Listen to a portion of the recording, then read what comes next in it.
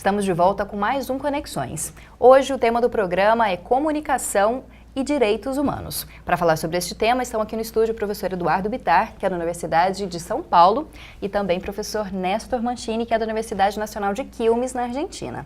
Bom, professor, com essas manifestações que aconteceram nesses últimos meses, a comunicação voltou a ser um tema de debate acirrado, assim também como a política. Começou a se falar muito das diferentes versões, da forma como a mídia fazia a cobertura dessas manifestações e também o surgimento de uma mídia aí que é considerada muito nova, a mídia ninja, as pessoas postando coisas na internet. Como é que o senhor avalia esse cenário? O senhor acredita que possa haver uma mudança contundente na forma de se fazer a comunicação e também no acesso das pessoas comuns aos veículos de comunicação?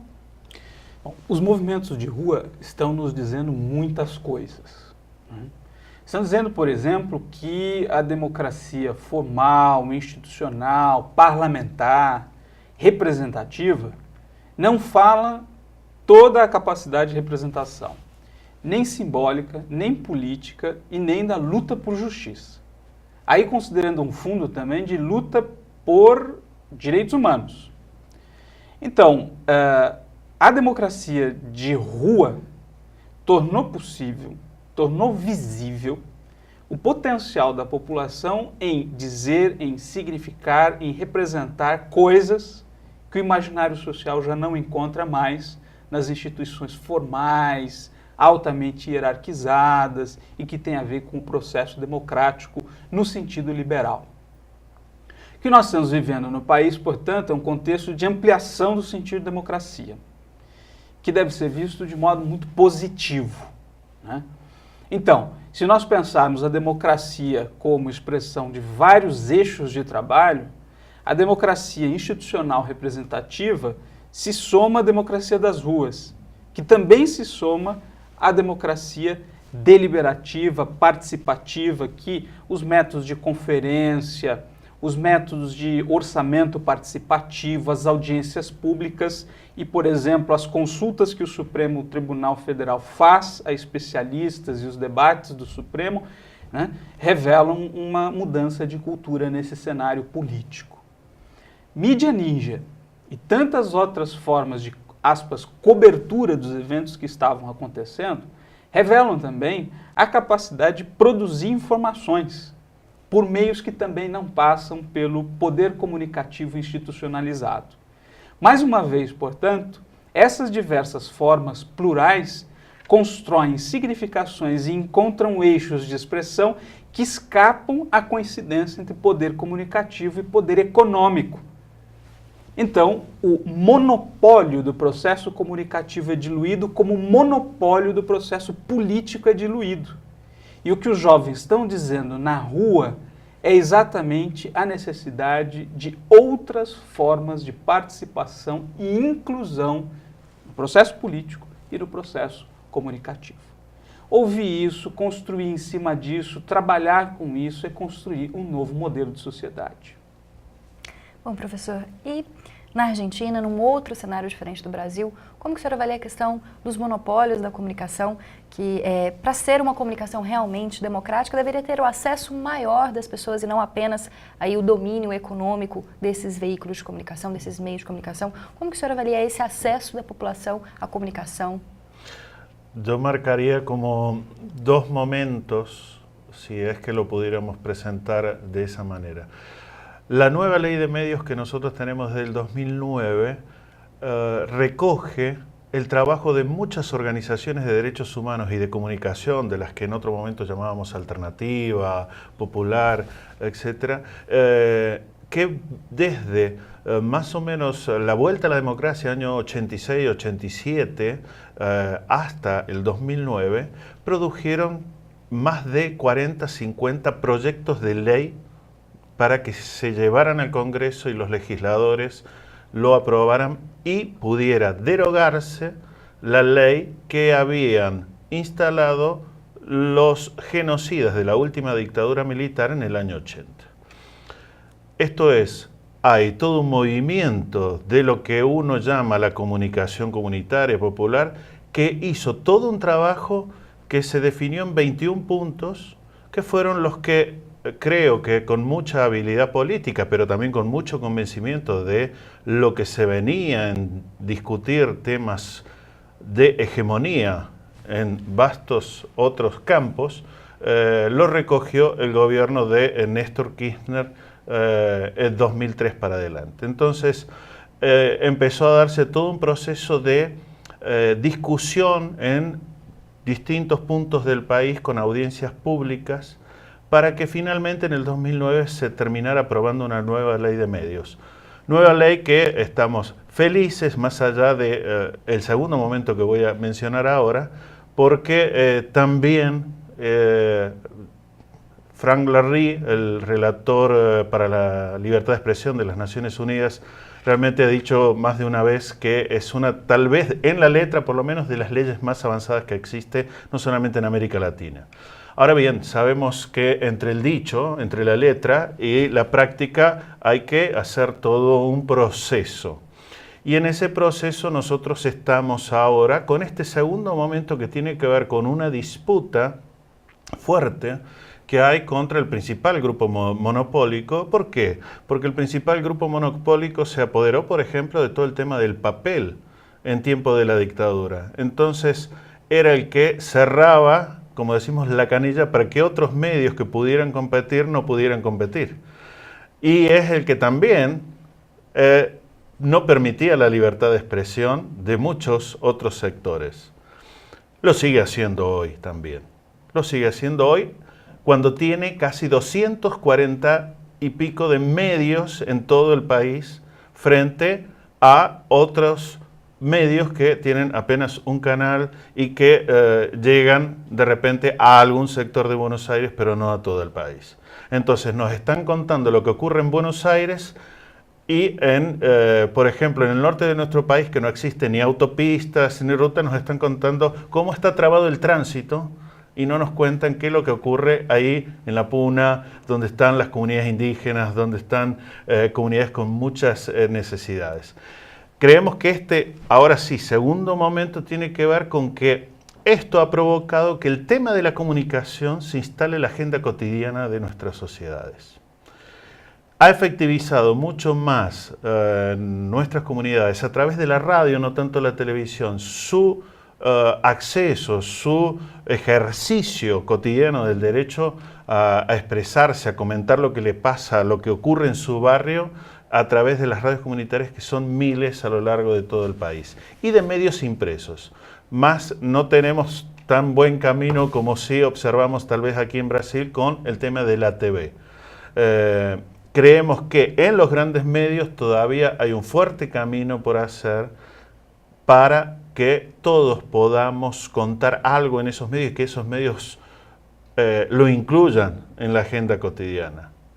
Porque si no nos venden casi un país caótico continuamente. Ocurre un asesinato, ocurre un accidente, entonces ya sabemos que si lo repetimos 100 veces al día, creemos que hemos tenido 100 accidentes distintos, 100 muertes distintas, y todo siempre es, para los grandes monopolios, una posibilidad de mostrar que estamos en un caos y no mostrar que hay muchos otros avances en cuestiones de educación. Por ejemplo, nosotros en la Universidad de Quilmes, lo comentaba la profesora Luisa Ripa, tenemos una primera generación de estudiantes que en sus familias no habían logrado nunca acceder a la universidad.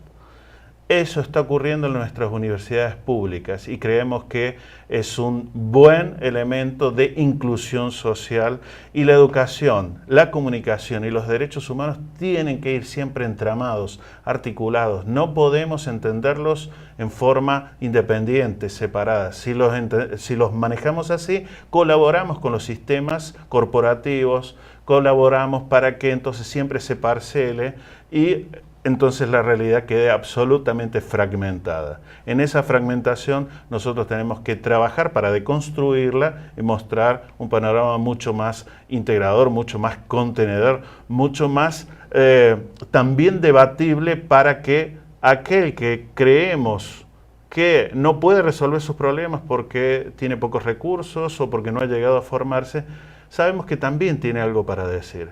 El tema es cómo trabajamos desde los derechos humanos de la educación para, digamos, lograr que se sienta con dignidad, que no se sienta desvalorizado y él mismo se resigne, ¿no?, a empoderarse, a ejercer ese derecho. Creemos que la educación y sobre todo la comunicación aquí tiene un papel preponderante. Nosotros aprendemos continuamente de un gran referente que ustedes aquí en Brasil han tenido, como fue Paulo Freire.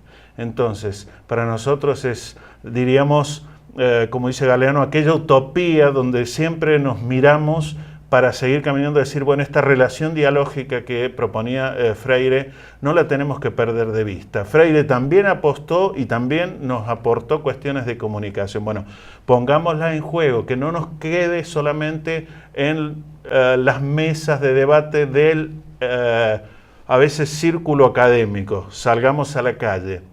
En ese marco, desde lo que es la educación superior, creemos que también estamos dando pasos con una universidad que cada vez se piensa más, y creo que también en América Latina está esta visión instalándose fuertemente, como integrada a su comunidad local. Ya no se puede pensar como una isla dentro de la comunidad, sino que tiene que interactuar continuamente, tomar las preocupaciones, los intereses y trabajarlos juntos para empoderar y sobre todo para incidir en una agenda que hasta ahora ha quedado siempre manejada por las grandes corporaciones y que además no nos habla más que de vez en cuando de, por ejemplo,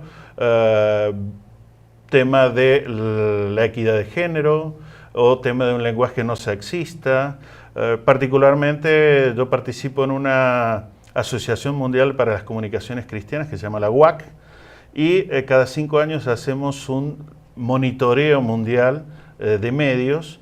Y desde hace 15 años se viene realizando y vemos que lentamente algunos procesos se están revirtiendo, pero, por ejemplo, la mujer en la mayoría de los países del mundo sigue ocupando apenas un 27, 28% en los espacios de conducción, en los espacios de gestión de los medios, también en lo que se cuenta de la mujer respecto de un 70% que sigue ocupando el hombre. Entonces,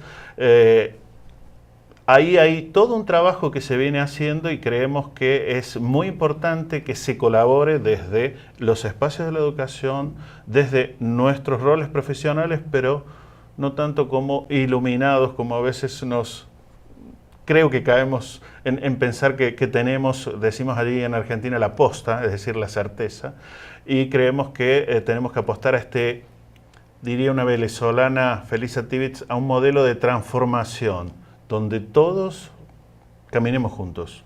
No dejemos solamente en manos de profesionales o en manos de dirigentes de gobierno la posibilidad de que el derecho a la comunicación, a la libertad de expresión, a la educación en derechos humanos quede solamente en una mesa de negociação de interesses políticos.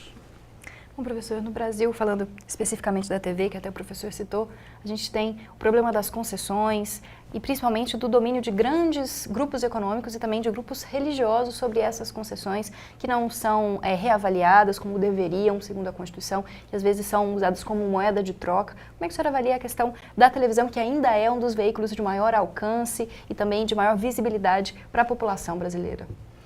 Eu vejo nisso um processo que envolve forças em disputa, né, com grandes interesses colocados, enfim, embaixo do processo, né, não explicitados.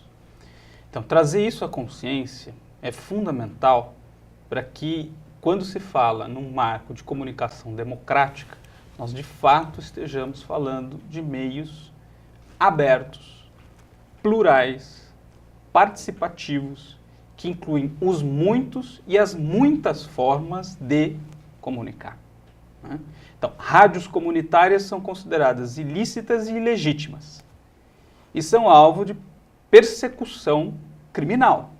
Então, a criminalização dos meios alternativos é uma forma de repressão que confirma o lugar dos monopólios e faz com que esse extrato de discussão do processo de afirmação do direito de comunicar, do direito à comunicação e do processo de construção de uma comunicação democrática seja sempre muito castrado, limitado, restrito. Um outro aspecto importante é o papel que a educação em direitos humanos tem a desempenhar no ambiente da produção dos conteúdos, na medida em que, se os meios de comunicação modernos têm um papel fundamental a exercer, ele está ancorado na ideia do poder de difusão, da capilaridade, do alcance. Isso está no lar das pessoas, as pessoas estão no ônibus, estão com um radinho. A comunicação hoje integrada chegou aos celulares, eu posso assistir televisão através de meios móveis. Ou seja, na sociedade da informação, cada vez mais, né, os conteúdos são importantes. Mas por que há conteúdos privilegiados e há conteúdos marginais? Nós temos tanto a saber sobre memória, verdade e justiça, nós temos tanto a construir sobre meio ambiente e consciência ambiental, nós temos tanto a discutir sobre o acesso à cidadania e a exclusão das pessoas que vivem na pobreza, que vivem na marginalidade, que vivem na invisibilidade. Nós temos problemas gravíssimos a serem enfrentados no país. Tráfico de pessoas, exploração sexual de mulheres, exploração sexual de menores. E incrível, no século XXI nós temos trabalho escravo de imigrante colocado em questão, e essas pautas, elas se aparecem com uma relevância muito pontual em TVs educativas, em certos programas de rádio muito en passant. Esse é um momento da cidadania, Minuto Cidadania. Então, o que parece ser uma luta comum, né, e o Nestor insistiu muito nisso, né, em diversos aspectos da fala, em dizer que os direitos humanos precisam estar mais presentes, né, na própria produção de conteúdo. Por quê? Porque mesmo uma pessoa que não tenha chegado à escola vai saber que o seu direito existe.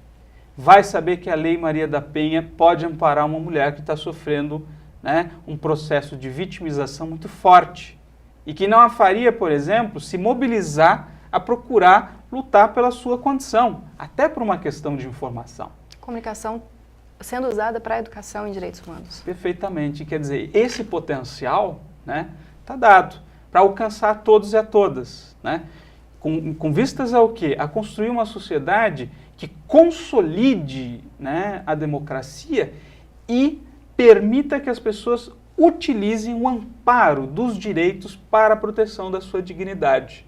Quer dizer, é nesse papel que eu acho que a comunicação, o exercício do direito à comunicação, permite o acesso a uma multiplicidade de outros direitos. Então, ele é, nesse sentido mesmo, canal, né? Canal para a realização de outros direitos. Daí o papel estratégico. Por isso, a educação tem que ser muito parceira do direito à comunicação.